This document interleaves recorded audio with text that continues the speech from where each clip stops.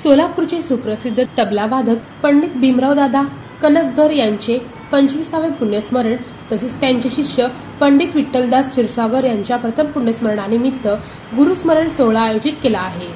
जयपूर घराण्याच्या ज्येष्ठ गायिका पंडित सुलभा पिशवीकर या कार्यक्रमास प्रमुख अतिथी म्हणून उपस्थित राहणार आहेत।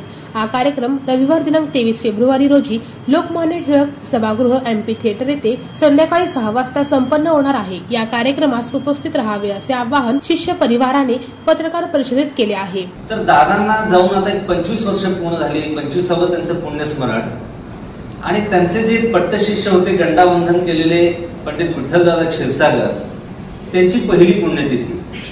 या दोन्हीचा योग आणून आम्ही सर्व दादांचे शिष्य परिवार आम्ही त्यांच्या गुरुस्मरण नावाचा एक कार्यक्रम करतोय। या निमित्तानं सुरुवातीला आमचे गुरुबंधू प्रभाकर वागचौरे महाराज आणि त्यांचे शिष्य हे पखवाज वादन करतील, त्याच्यामध्ये रुद्र नावाचा ताल ते सादर करतील।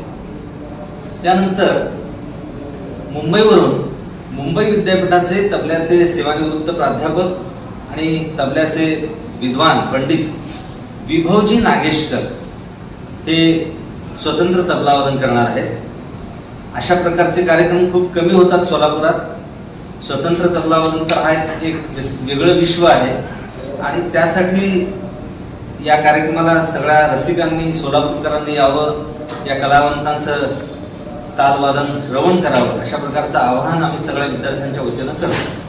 या पत्रकार परिषदेला शोभा कनकधर वटकर, रवींद्र क्षीरसागर, प्रभाकर वागचौरे, डॉक्टर अनिल सरजे उपस्थित होते।